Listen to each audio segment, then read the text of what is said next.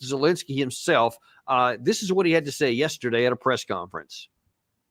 Курщина, як я вам сказав, входить в наш план перемоги України. Може, це звучить для когось амбітно, але план – це для нас дуже важливий план. Я деякі речі, напевно, щось можу сказати, не впевнений, що все. Один із напрямків, де частина якого вже зроблена, це Курщина.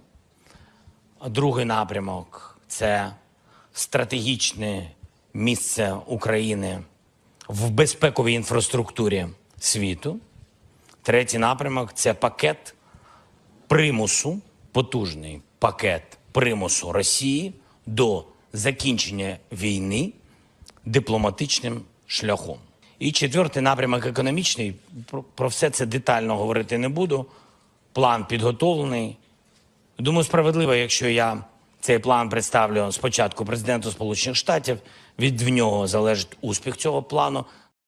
Okay, so I want to put just a wee bit of context on his point 3 of his basically 5 points there before we get your comment. He says he's going to have a powerful new package to force Russia into a negotiated settlement.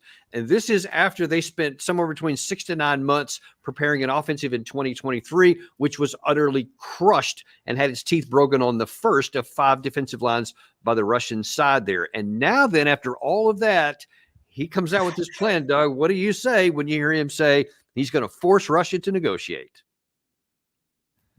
Well, frankly, if he's planning on a trip to Washington, you said next month, it might be a one-way trip because he may not be able to go back.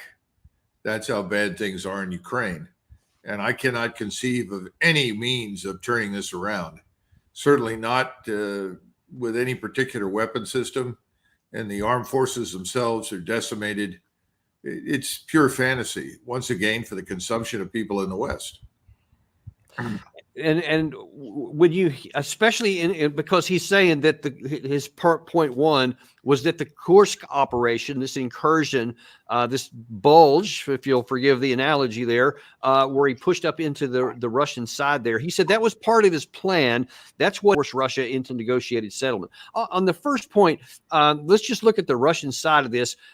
What do you think, from all the history that you understand about Russia, that they're going to take a single, even partial tactical setback, and it's going to have strategic implications that they're just going to say, all right, we'll go ahead and negotiate with you? When you hear that, what do you think?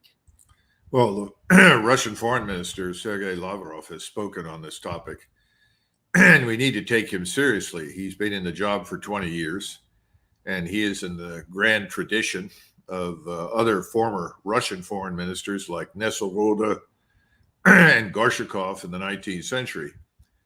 He understands his own people, his own state. He understands what President Putin is trying to achieve, and he's made it abundantly clear the period of negotiation is at an end. There's no longer any willingness to do that. So I think the Russians are now on a path to what I would call final resolution of the conflict.